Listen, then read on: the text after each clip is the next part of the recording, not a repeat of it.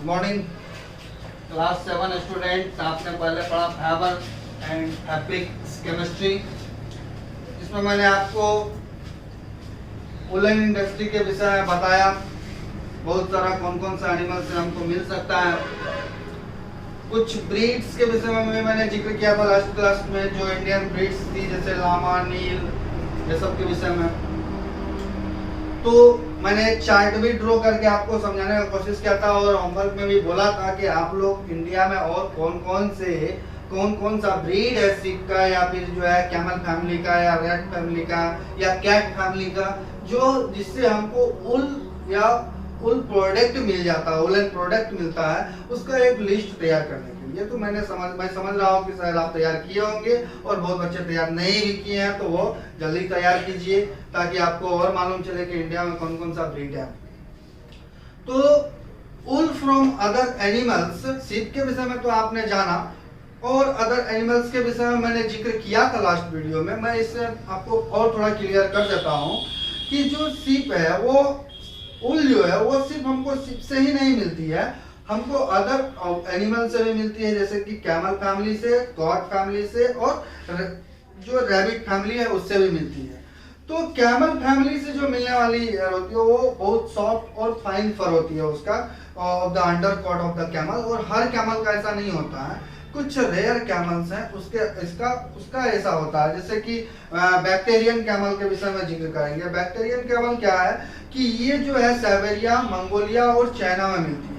ये कैमल जिसमें दो जो है उसका ये आप कर सकते हो कि हुक होता है जिसके ऊपर में लगा हुआ, और वो कैमल का जो फर होता है वो बहुत ही फाइन फर होती है, लाइट फर होती है और बहुत ही मजबूत होती है, जिससे कि बहुत अलग अलग टाइप का जो है वुलन प्रोडक्ट तैयार हो जाती है।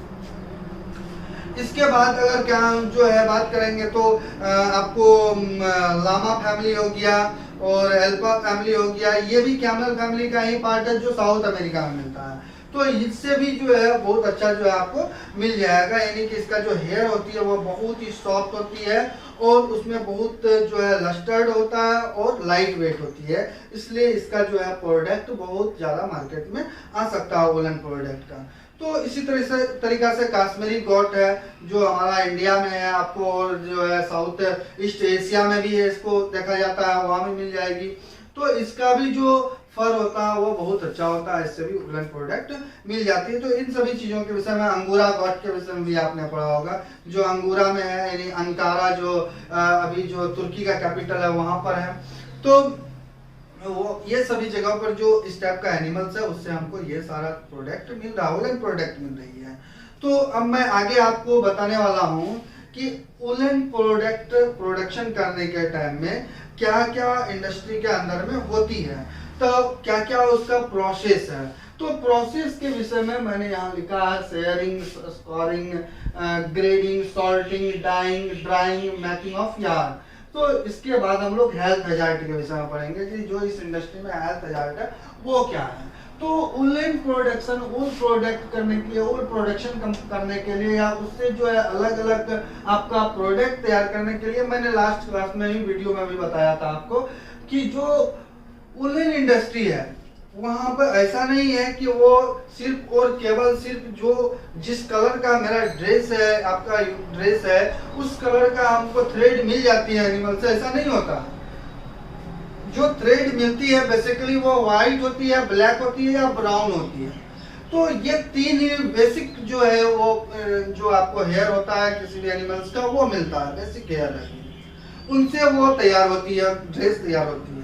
लेकिन आप देखेंगे मल्टी कलर ब्रांडेड हमारे मार्केट में अवेलेबल है जो फैशन डिजाइनर लोग तैयार करते हैं। तो फैशन डिजाइनर लोग जो मल्टी कलर तैयार करते हैं वो तैयार करने का प्रोसेस यही है जो मैंने अभी ब्लैक बोर्ड पे दिखा, यानी कि shearing, scouring, grading, dyeing, drying, making, यानी हर चीज का जो है डाई करना जरूरी होता है, फिर ड्राइंग उसको सुखाना जरूरी होता है, फिर जो है उससे जो है थ्रेड निकाला जाता है, यार्ड निकाला जाता है, जिससे कि आपका अलग अलग टाइप का जो है क्लॉथ एंड जो है क्लॉथ तैयार हो जाती है, और उससे अलग अलग कवर हो गया, ये सभी चीज जो बनती है वो सब चीजें तैयार हो जाती हैं।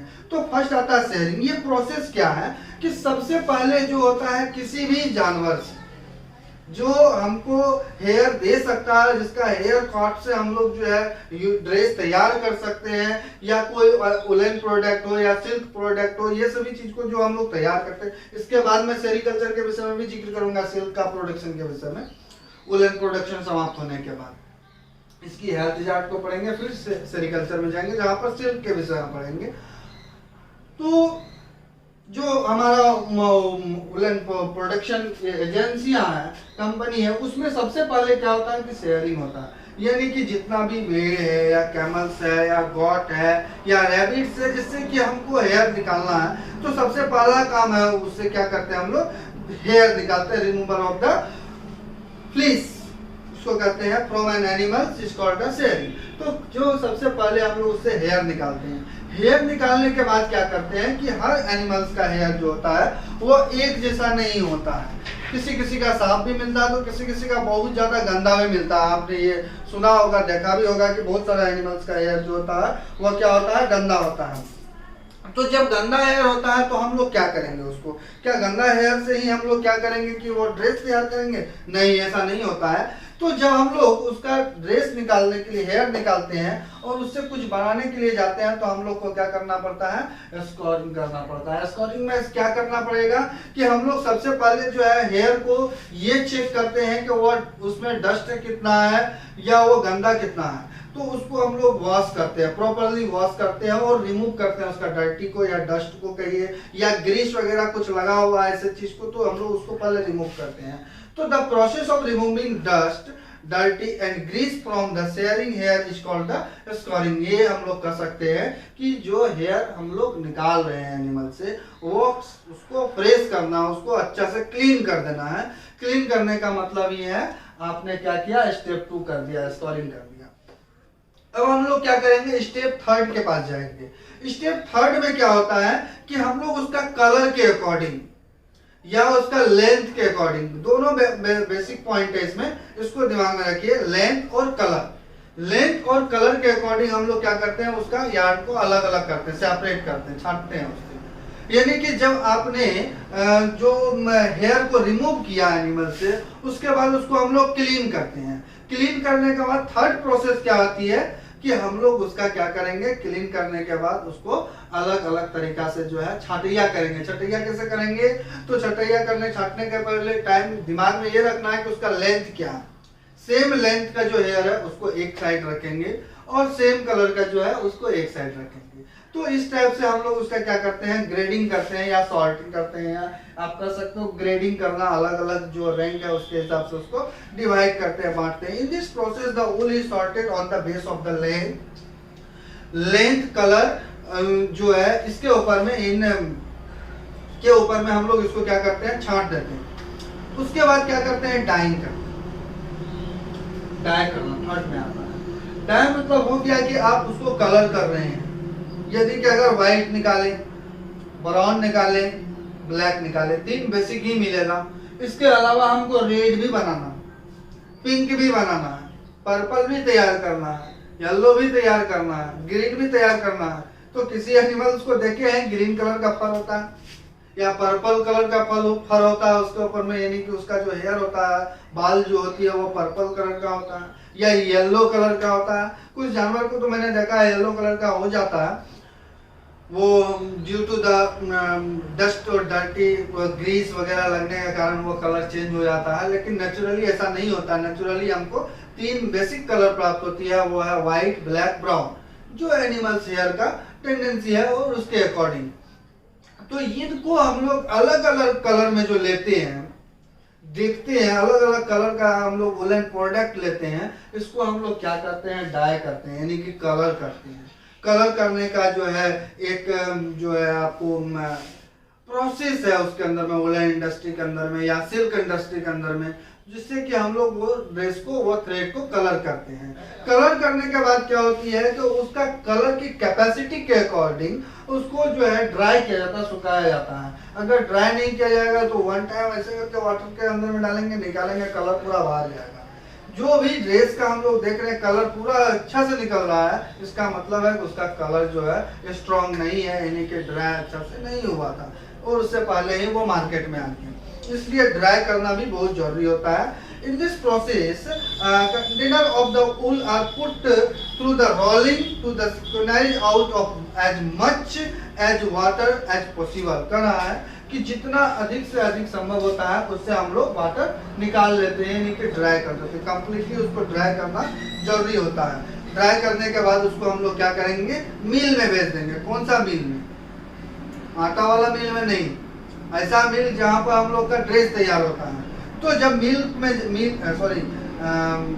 मिल में जाएगा, यानी कि आपका फैक्ट्री में जाएगा, इंडस्ट्री में जाएगा, तो वहां पर क्या होगा, वो थ्रेड बनने के लिए, यार्न बनने का काम शुरू हो जाएगा। अब दूसरा बात है कि वहां पर बहुत सारा प्रोसेस होता है यार्न बनाने का। इसके विषय में आप एक अच्छा सा फिगर में बुक के अंदर में देख सकते हैं, और इसका फिगर को भी हम ड्रॉ करेंगे नेक्स्ट वीडियो में। उसमें आप लोग देख लीजिएगा किस तरीके से तैयार किया जाता है। थर्ड बात है इसमें, सबसे लास्ट पॉइंट है कि health hazard in the woollen industry. Woollen industry में हेल्थ हैजार्ड क्या है? तो सबसे पहले वुलन इंडस्ट्री में जो हेल्थ हैजार्ड होती है, जो इन्फेक्टेड होता है, बैक्टीरियल इन्फेक्टेड, यानी कि वुलन इंडस्ट्री में सबसे ज्यादा प्रॉब्लम होता है बैक्टीरियल इन्फेक्शन, जिसको हम लोग कह सकते हैं कि फैटल डिजीज, यानी घातक रोग कर सकते हैं। इसमें इन्हें जो सांस लेने में प्रॉब्लम होती है, क्योंकि वहां पर जाने के बाद क्या होता है कि जैसे कि आपने सेरिकल्चर का प्रोसेस को पढ़ा होगा, सिल्क वर्म का, तो उसमें क्या होता है कि उसको बॉयल किया जाता है, यानी कि जब हम लोग ड्राई कर देते हैं फिर उसको ले जाकर वहां पर बॉयल करते हैं। बॉयल करने के बाद में क्या होगा, उससे बहुत ज्यादा जो है आपको वेपर निकल रहा है, इवोपोरेशन हो रही है। इवोपोरेशन हो रही है तो उस इंडस्ट्री में जो वर्कर काम कर रहे हैं उसी एयर को इनहेल कर रहे हैं। इनहेल करने के बाद क्या हो रहा है कि उसका रेस्पिरेटरी सिस्टम में प्रॉब्लम आ रहा है। इसको कहते हैं एंथ्रैक्स। एंथ्रैक्स नाम का जो है एक disease health woollen production industry में जो होता है वो सबसे ज्यादा होती है वुलन इंडस्ट्री में, एंथ्रैक्स नाम का। ये एंथ्रैक्स में क्या है प्रॉब्लम होगा कि ये बैक्टीरियल डिजीज है, जो आपको वुल का जो कल्टिवेशन किया जाता है, यानी कि सीप के द्वारा, सीप से, और अदर कोई ऐसे ह्यूमन बॉडी उस जगह पर पहुंच जाती है तो उसका इनहेल कर लेने से ये प्रॉब्लम हो जाती है। लेकिन आजकल ये डिजीज बहुत कम हो रही है, क्योंकि इससे बचने के लिए, इस बैक्टीरिया से बचने के लिए जो है आपको वैक्सीन आ गई है, और वैक्सीन लेने के बाद जो है हम लोग इस डिजीज से बच सकते हैं। लेकिन फिर भी जो है वो उसके एयर में रहने से, उसके प्रेजेंस में रहने से, और 90% चांस है हम लोग बच जाएंगे, 10% फिर भी जो है प्रॉब्लम हो ही जाती है। इसलिए हेल्थ हैजार्ड जो है वुलन इंडस्ट्री में अभी बेसिकली यही है, और इसका प्रिकॉशन भी हम लोग बहुत सारा यूज करते हैं, और वो बॉडी को कवर करके रखते हैं, उसके बाद जाते हैं उसके अंदर में, तो इससे हम लोग बच रहे हैं। और वैक्सीन आ गई है मार्केट में, इसलिए कोई ज्यादा प्रॉब्लम नहीं है। नेक्स्ट है सिल्क। सिल्क जिस तरह से हम लोग वुलन प्रोडक्शन कर रहे हैं उसी तरीके से सिल्क का भी प्रोडक्शन होती है, लेकिन दोनों में अंतर क्या है कि वुलन इंडस्ट्री में ह्यूमन बॉडी जो है बहुत इंपॉर्टेंट रोल प्ले करती है, लेकिन सिल्क का इंडस्ट्री में ह्यूमन बॉडी का ज्यादा रोल नहीं होता है। वहाँ वो सिल्क जो माउथ होता है उसका एक life cycle of the silk mouth जो होता है उसका एक अच्छा सा इंपॉर्टेंट रोल होता है, जो नेचुरली होता है। लास्ट में हम लोग ड्रेस और अदर चीज तैयार करने के लिए जो है उसका यूज करते हैं। तो इसके विषय में भी आपको नेक्स्ट वीडियो में मैं बहुत अच्छा से समझाने वाला हूँ कि सिल्क इंडस्ट्री में क्या है। तब तक आप जो है इससे पहले वुलन इंडस्ट्री और जो इंडिया में अलग अलग ब्रीड है इसका, एनिमल्स का, जिससे कि हम लोग को अच्छा उल मिल जाता है, वो उसके विषय में आप लोग स्टडी कीजिए, डिटेल्स निकालिए, कितना मैक्सिमम ब्रीड आप लोग निकाल सकते हैं। उसके बाद इंटरनेशनल लेवल पे जाइए, जो सबसे ज्यादा है वो south Africa, south America, Mongolia, China, ये सब में जो है बहुत अच्छा है। चाइना में आपको सिल्क का भी प्रोडक्शन बहुत अच्छा है, तो वहां से कौन सा सिल्क का प्रोडक्शन वहां पर है, कौन सा सिल्क का प्रोडक्शन इंडिया में है, इसके डिफरेंस को भी आप लोग स्टडी कीजिए, निकालिए। तो ये सभी चीज आपका होमवर्क में रहेगा। नेक्स्ट वीडियो में मैं आपको life cycle of the silk moth के विषय में बताने वाला हूं, और उसका सेरिकल्चर में क्या क्या प्रॉब्लम आने वाली है, क्या उसका हेल्थ हैजार्ड है, या फिर उसका प्रोडक्शन कैसे है, सिल्क कहाँ से मिलती है, कहाँ पर उसका जो है मॉथ डेवलप होता है, इन सभी चीजों के विषय में बताएंगे। तब तक आप पढ़िए इस चीज को और घर में रहिए आराम से। Thank you.